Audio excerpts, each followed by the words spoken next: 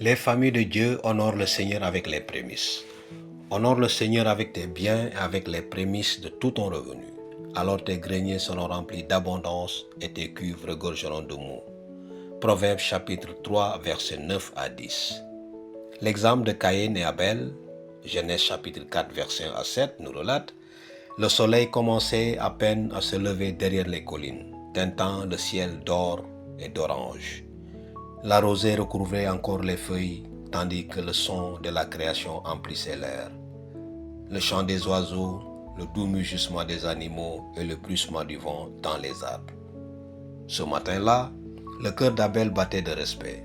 Il avait soigneusement choisi le meilleur agneau de son troupeau, sain, sans défaut, le premier-né des brebis. Ses yeux fixaient l'animal avec tendresse, mais son âme disait: le Seigneur mérite ce qu'il y a de meilleur de moi.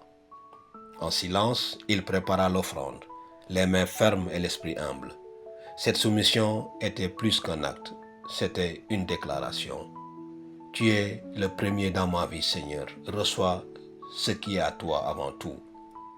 À quelques pas de là, Caïn cueillait lui aussi les fruits de la terre.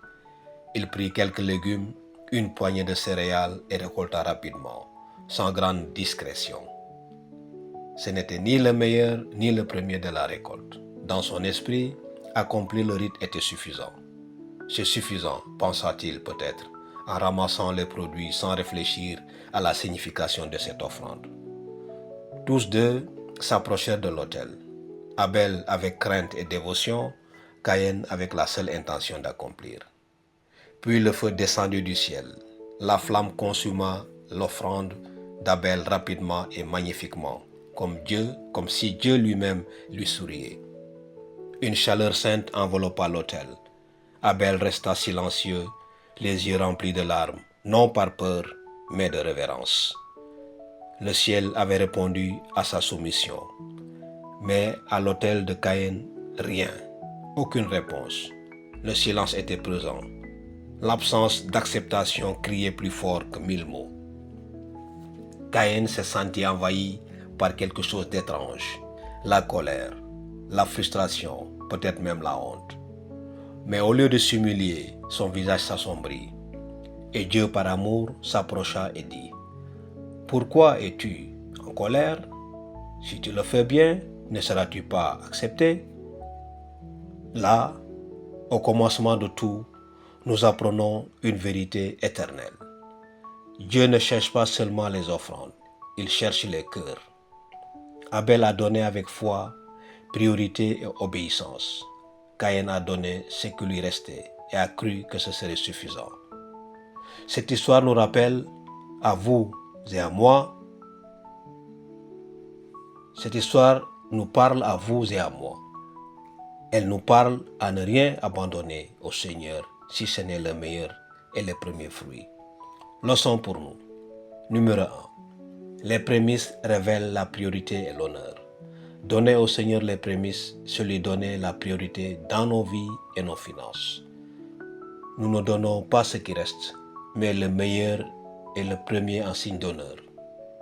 Abel a obéi en donnant ce que Dieu lui demandait. Caïn a agi avec indifférence. Cette obéissance révèle qu'il est vraiment notre priorité. Numéro 2. Donner révèle le cœur. Dieu n'observe pas seulement ce que nous donnons, mais comment nous le donnons. Comme Abel, nous sommes appelés à donner avec foi, gratitude et intégrité. Les prémices révèlent un cœur en harmonie avec Dieu, prêt à obéir sans poser de questions. Numéro 3. Les familles qui honorent Dieu avec les prémices bénéficient d'une provision surnaturelle. Comme le promet Proverbe chapitre 3, verset 10, Dieu répond à notre honneur par l'abondance, des greniers remplis et des cuves débordantes. Lorsque nous le mettons en premier, il prend soin de chaque détail. Conclusion. Les prémices ne sont pas seulement une coutume ancienne.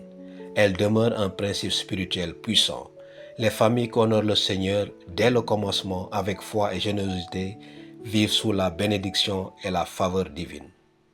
Que notre foyer soit connu comme un lieu d'abandon, d'obéissance et d'honneur au Dieu de toute provision. Question de réflexion. Ai-je réservé à Dieu le meilleur ou seulement ce qui reste? Comment puis-je apprendre à mes enfants à honorer Dieu avec les prémices?